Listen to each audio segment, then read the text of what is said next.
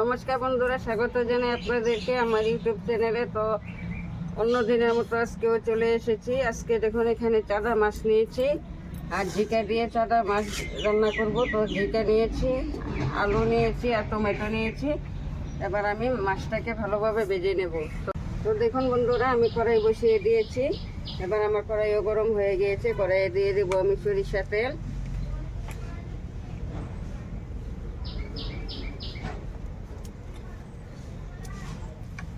তো এবার আমি তেলটাকে ভালোভাবে গরম করে নেব।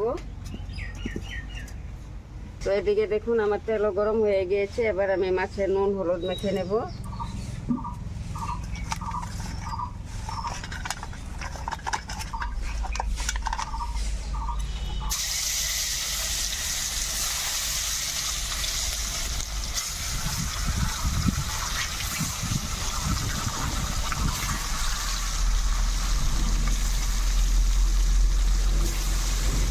তো এদিকে দেখুন আমার মাছটা ভাজা হয়ে গিয়েছে। এবার আমি উল্টে দেব।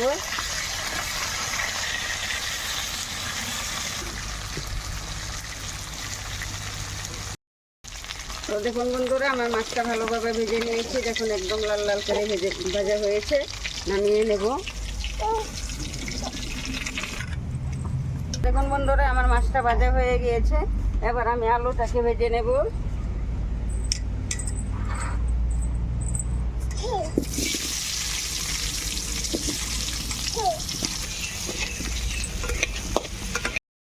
তো দেখুন বন্ধুরা, আমি আলুতে কোনো হলুদ আর নুন দিইনি। তো আমার আগে যে মাছের তেল ছিল সেটাতে আমি ভেজে নিয়েছি। তো দেখুন আমার আলুটা হালকা ভাজা হয়ে গেছে। এবার আমি দিয়ে দেবো ঝিকাগুলোকে।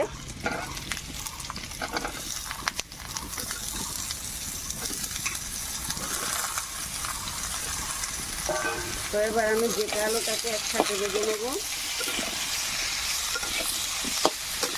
এখানে আমি কোনো ধরনের লবণ ব্যবহার করবো না। লবণ ব্যবহার করলে তো এখানে জল উঠে যাবে ঝিকা থেকে। দেখুন বন্ধুরা, আমি ঝিকা আর আলুটা ভালোভাবে ভেজে নেব। এখনো হয়নি, আর একটু ভেজে নেব। দেখুন বন্ধুরা, আমার ঝিকা আলু ভাজা হয়ে গেছে। এবার আমি নামিয়ে নেব।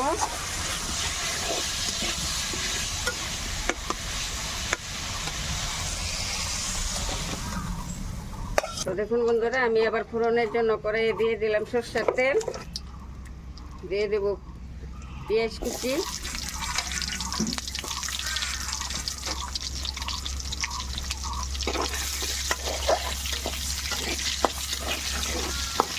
দেখুন আমার পেঁয়াজটা ভালোভাবে ভাজা হয়ে গিয়েছে। এবার দিয়ে দেবো পেস্ট করে রাখা মশলা।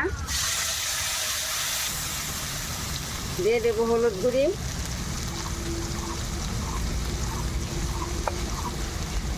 এখানে যে আমি পেস্ট করা মশলাটা দিলাম তাতে শুকনো লঙ্কা, জিরা, ধনে আর পেঁয়াজ সবগুলো আমি একসাথে বেটে নিয়েছিলাম।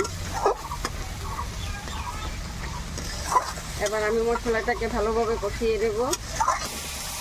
তো দেখুন এখানে আদা রসুন আমি দিলাম না। যদি আপনারা মনে করেন আদা রসুন দিবেন তবে আপনারা দিতে পারেন।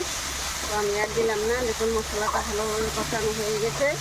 এবার আমি দিয়ে দেবো ভেজে রাখা ঝিকা আলু। ঝিকা আলুটাকে দিয়ে আর একটু ভালোভাবে কষিয়ে নেব।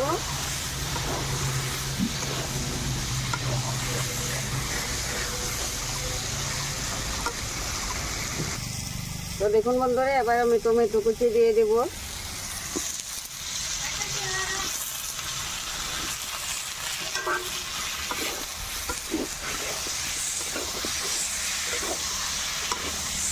আমার তরকারিটা ভালোভাবে কষানো হয়ে গেছে। এবার আমি দিয়ে দেবো পরিমাণ মতো জল। আমি এখানে গরম জল নিয়েছি, গরম জল দেব।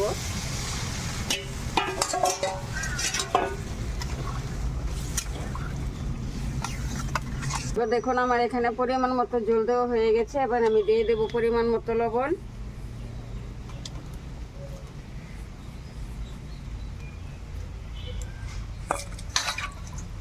এবার আমি লবণটাকে ভালোভাবে মিশিয়ে দেব। এবার আমি 10 থেকে 15 মিনিট আমি ঝোলটাকে ফুটিয়ে নেব। 10-15 মিনিট ফোটার পর আমি মাছ ভেজে রাখা মাছটাকে দিয়ে দেব। তো দেখুন আমার ঝোলটা কত সুন্দর হয়েছে দেখতে। তো আপনারা চাইলে একদিন হলেও করে খেয়ে দেখবেন কেমন হয়, তারপর আমাকে কমেন্টে জানাবেন।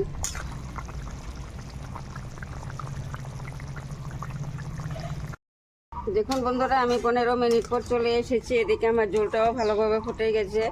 এবার আমি দিয়ে দেবো ভেজে রাখা মাছগুলোকে।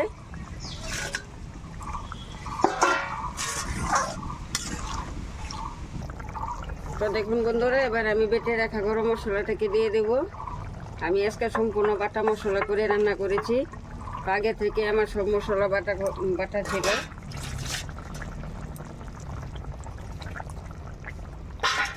এবার আমি গরম মশলাটাকে ভালোভাবে মিশিয়ে নেব।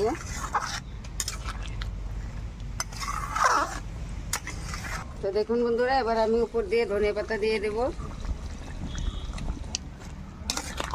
তো দেখুন আমি উপর দিয়ে ধনেপাতা দিয়ে দিয়েছি। দেখুন আমার ঝোলটা কত সুন্দর হয়েছে দেখতে। তো দেখুন বন্ধুরা, আমি গরম মশলা দিয়ে 5 মিনিটের মতো ফুটিয়ে নিয়েছি। এবার আমি ঝোলটাকে নামিয়ে নেব। আমার ঝোলটা একেবারে কমপ্লিট।